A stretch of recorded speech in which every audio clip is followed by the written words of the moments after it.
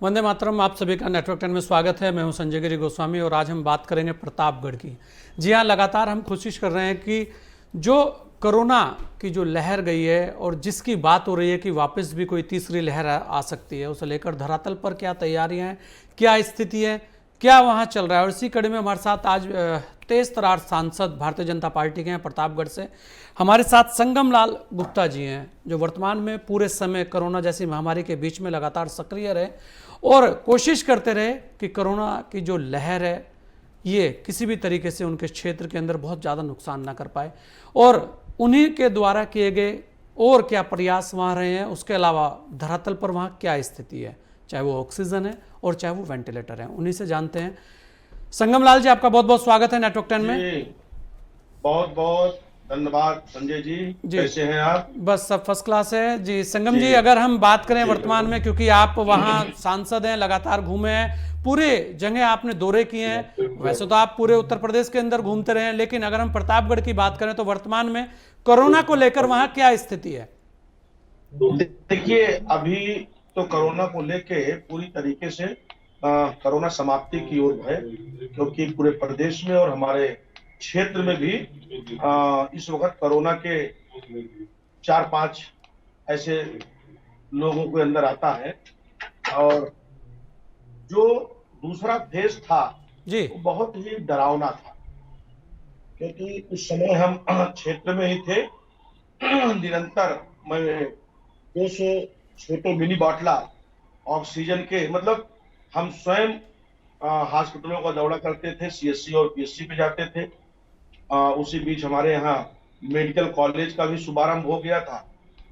तो जिस तरीके से ऑक्सीजन की समस्याएं थी, क्योंकि पूरी डरावनी स्थिति थी, मगर माननीय योगी जी के नेतृत्व में, माननीय मोदी जी के नेतृत्व में जिस तरीके से पूरे देश और पूरे प्रदेश में दूसरी लहर को कंट्रोल किया गया और जिस तरीके से एकदम समाप्ति की ओर है, उससे आप भी महसूस करते होंगे कि आज के 2 महीने पहले की बहुत डरावनी स्थिति। जी संगम जी, अगर हम बात करें, क्योंकि ग्रामीण क्षेत्र आपके यहाँ पे बहुत आता है और प्रतापगढ़ के अंदर अगर देखा जाए तो, क्योंकि वहाँ आप बहुत ही ज़्यादा लोकप्रिय हैं, उस स्थिति में जो ग्रामीण क्षेत्र है वहाँ पर आपके द्वारा क्या प्रयास इस कोरोना की महामारी के बीच में किए गए, और वर्तमान में अगर तीसरी लहर आए, भगवान ना करे ऐसी कोई लहर आए, लेकिन अगर आती है तो वहाँ वेंटिलेटर और ऑक्सीजन और जो चाइल्ड वेंटिलेटर की बात हो रही है, उसे लेकर क्या आपके प्रयास जारी हैं? जी देखिए,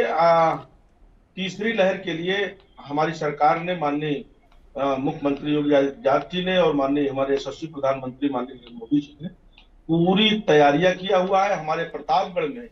क्योंकि इसके पहले तो हमारे यहाँ जिला अस्पताल था, मगर इस दूसरी लहर के ही दौरान हमारे यहाँ एक नया मेडिकल कॉलेज का जो बन के तैयार हुआ था, उसको भी हमने चालू करवा दिया है।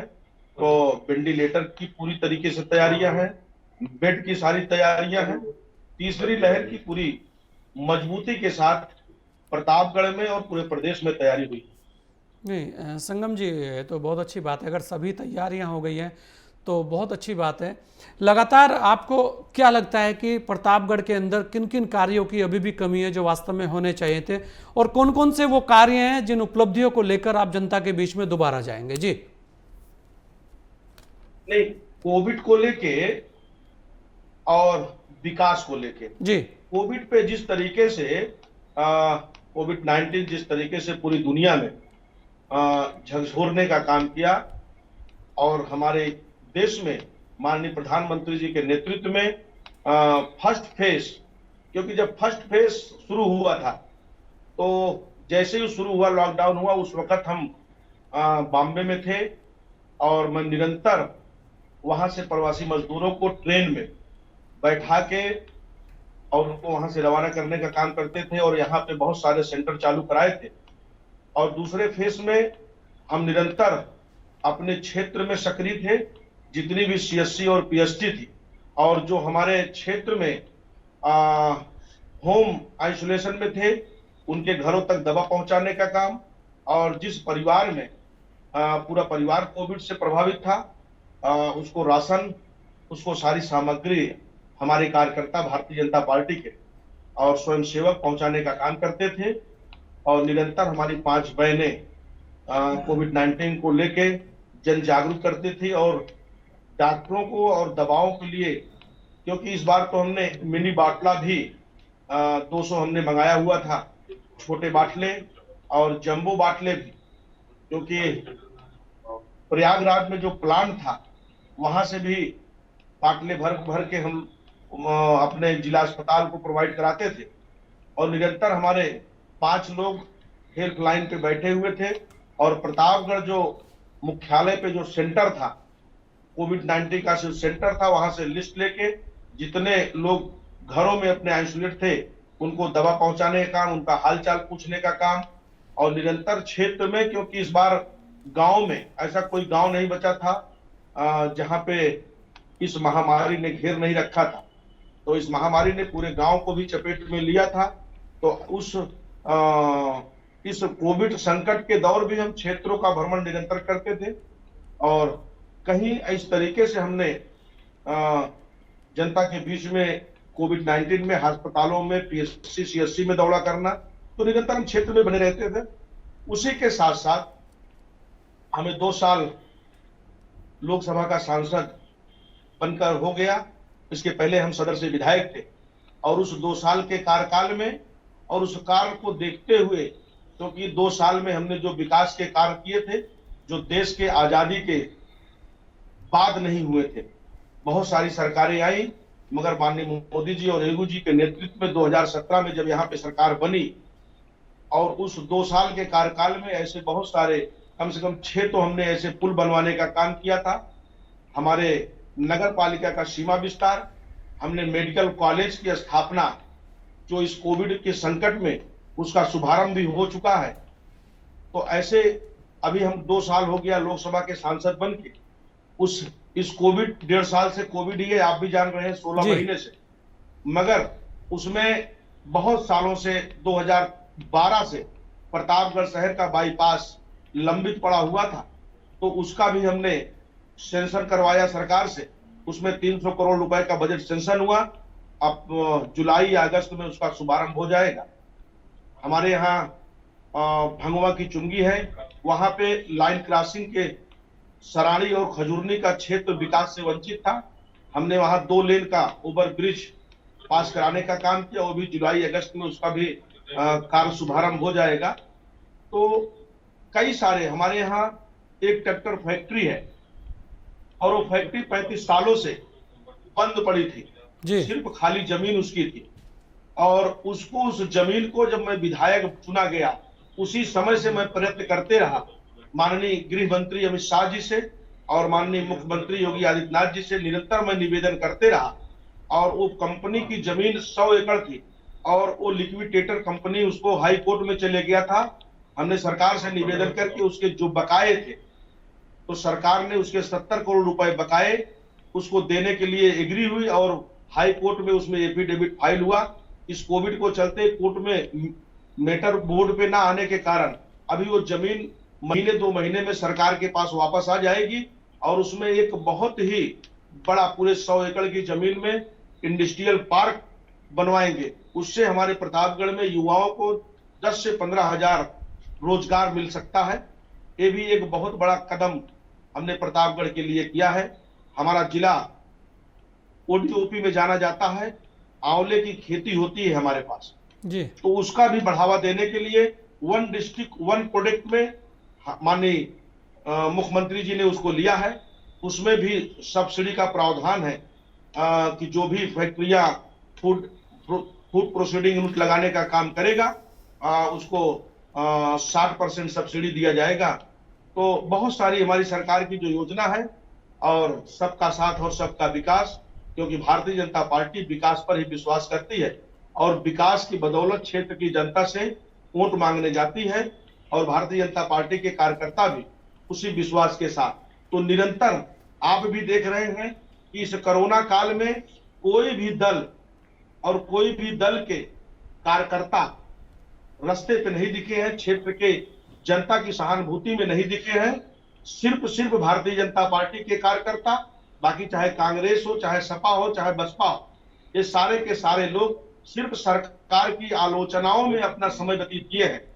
और हमारे भारतीय जनता पार्टी के जो कार्यकर्ता हैं, जो देश हित में लगे हुए हैं, जो समाज की सेवा में निरंतर कार्य करते हैं, क्योंकि जो कार्यकर्ता निष्ठावान है वो निरंतर जनता के बीच में अपनी सेवाएं देने का काम किए हैं इस संकट के घड़ी में।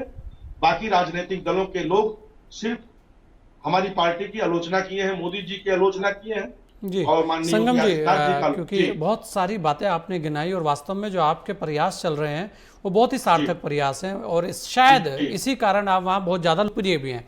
अगर हम बात करें वर्तमान में, क्योंकि आपने भी देखा एक लहर आई और उसने पूरा का पूरा, हम कहेंगे कि पूरा देश हमारा हिला दिया। वैसे तो पूरे के पूरी कोरोना ने पूरा विश्व हिला कर रखा हुआ है, लेकिन जो दूसरी लहर आई उसने सभी को डराया भी है, हैरान भी किया, परेशान भी किया। एक बात यहाँ हमेशा चली कि जनसंख्या बहुत है हमारी, तो अब क्योंकि जनसंख्या को लेकर बात होनी शुरू हो गई है, तो आप कैसे देखते हैं कि वास्तव में अब आवश्यकता है जनसंख्या नियंत्रण कानून की? बिल्कुल आवश्यकता है, क्योंकि अगर देश को मजबूत बनाना है और इतनी बड़ी आबादी वाला देश, फिर भी इस देश को मोदी जैसे प्रधानमंत्री मिले हुए हैं कि चाहे फर्स्ट फेज हो कोरोना की और चाहे दूसरी सेकंड जो भयभीत करने वाली लहर थी, कितने सूझबूझ के साथ, मगर माननीय प्रधानमंत्री जी ने उसके पहले भी फर्स्ट फेज के बाद सारे प्रदेश को, मुख्यमंत्रियों को माननीय प्रधानमंत्री ने बताया था कि आप तैयारी करिए, दूसरी लहर आएगी। मगर कुछ प्रदेशों के मुख्यमंत्रियों ने नजरअंदाज किया। ये आपको भी मालूम है कि माननीय प्रधानमंत्री जी ने बताया था।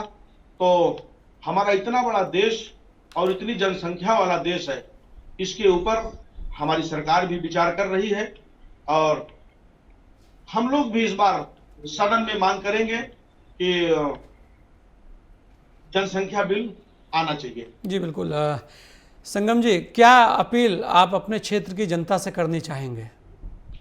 देखिए, जैसे कि आप सब लोग और कई जगह से जो सुनने में आता है कि तीसरी लहर आएगी और बहुत ही डरावनी लहर होगी, बहुत ही खतरनाक लहर होगी, तो मैं क्षेत्र के और देश के और प्रदेशवासियों से यही आह्वान करना चाहता हूं कि अपने आप को बचाव रखें, 2 गज की दूरी, मास्क है जरूरी, ये सारे चीज करते हुए, क्योंकि सरकार पूरी तरीके से तीसरी लहर पूरी तैयारी किया है और हमें नहीं लगता है कि कहीं कोई तकलीफें आएगी। फिर भी हम जनता से आह्वान करते हैं, अपने क्षेत्र की जनता से, कि अपने आप को सुरक्षित रखें और इससे बचने की जरूरत है जब तक ये पूरा कोरोना कोविड-19 समाप्त नहीं हो जाता।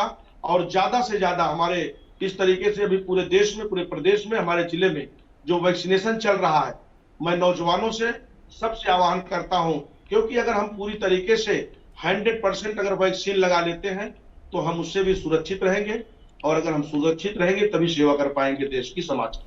बिल्कुल। संगम जी, आपने अपना कीमती समय हमें दिया, इसके लिए बहुत बहुत धन्यवाद आपका। जी बहुत बहुत धन्यवाद। ये थे हमारे साथ संगम लाल गुप्ता जी, जो प्रतापगढ़ के सांसद हैं। लगातार वो भी यही कह रहे हैं कि अगर कोरोना से बचना है तो वैक्सीन लगाइए, मास्क लगाइए, सोशल डिस्टेंसिंग का पालन कीजिए और विश्वास रखिए, अफवाहों में मत आइए, क्योंकि अफवाहें आपको, आप देख ही रहे हैं कि किस तरह से अफवाहें फैलाई गई, किस तरीके से बहुत बार अफवाहें सामने आई और लोगों का नुकसान हुआ। अगर कोरोना से बचना है तो अफवाहों से दूर रहिए, कोरोना गाइडलाइन का पालन कीजिए। इस खास मुलाकात में इतना ही, दीजिए मुझे इजाज़त। जय हिंद।